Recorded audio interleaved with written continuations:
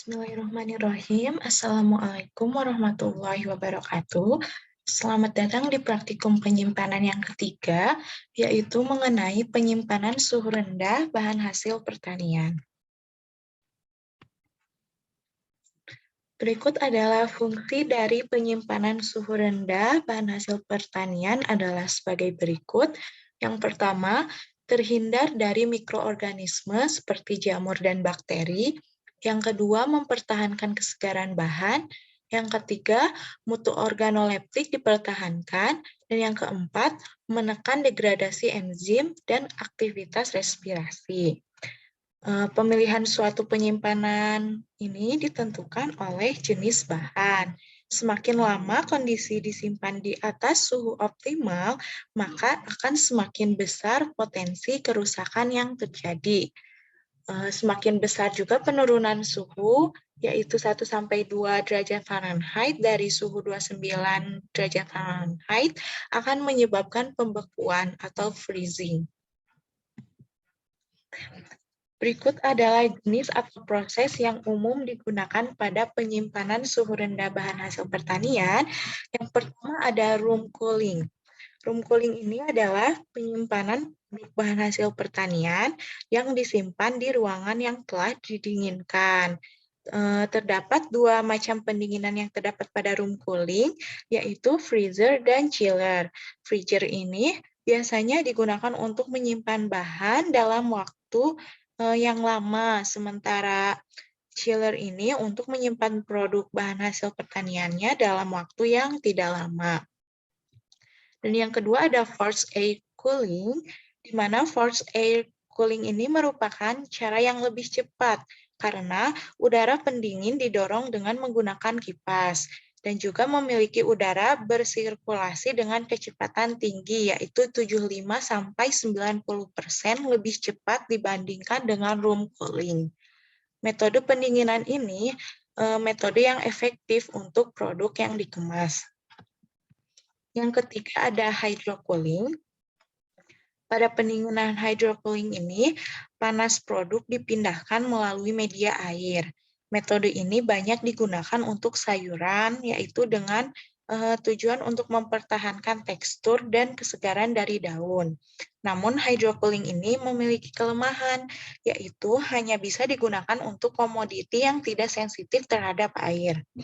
Hydrocooling untuk sayur biasanya dilakukan setelah dikemas. Yang keempat ada package icing, di mana package icing itu disebut juga dengan top icing, merupakan cara yang paling sederhana. Cara ini dilakukan dengan menambahkan es yang diremuk, serpihan es atau menyisipkan es di dalam kotak sehingga produk dapat didinginkan. Metode ini tidak cocok untuk produk yang sangat peka terhadap suhu dingin. Lalu selanjutnya mengenai faktor penyimpanan dingin. Yang pertama ada mutu bahan yang disimpan, ada suhu penyimpanan, ada perlakuan pra-pendinginan, ada kelembaban relatif atau RH, ada siklus udara dan cara penumpukan, lalu ada laju respirasi, lalu ada sanitasi dan purifikasi udara, dan yang terakhir adalah perlakuan tambahan. Berikut adalah cara penyimpanan dingin pada bahan hasil pertanian ada dua. Yang pertama adalah pembekuan atau disebut dengan freezing. Pembekuan itu terjadi pada suhu kurang dari 0 derajat Celcius. Dan pembekuan yang baik itu terjadi pada minus 12 derajat Celcius sampai minus 24 derajat Celcius pada waktu 30-72 jam. Dan pembekuan yang cepat itu terjadi pada minus 24 derajat Celcius sampai dengan minus 400 derajat Celcius pada waktu kurang dari 30 menit.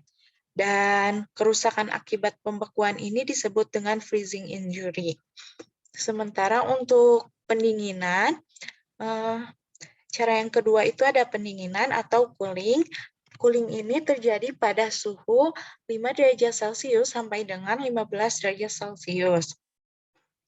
Terdapat faktor yang mempengaruhi cara penyimpanan dengan pendinginan ini. Yang pertama ada temperatur, lalu kelembaban relatif, lalu ventilasi, lalu penggunaan UV. Lalu pendinginan ini dapat menghambat kerusakan makanan, namun tidak dapat membunuh semua mikroba. Dan untuk kerusakan akibat pendinginan ini disebut dengan chilling injury.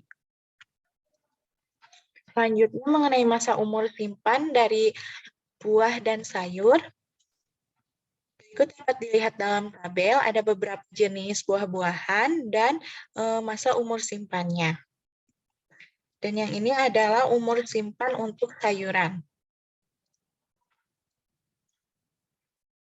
Berikut adalah daftar pustaka yang digunakan untuk materi ini. Baik, sekian materi praktikum pertemuan 3 ini. Apabila ada pertanyaan, boleh langsung ditanyakan di grup WA ya. Wassalamualaikum warahmatullahi wabarakatuh.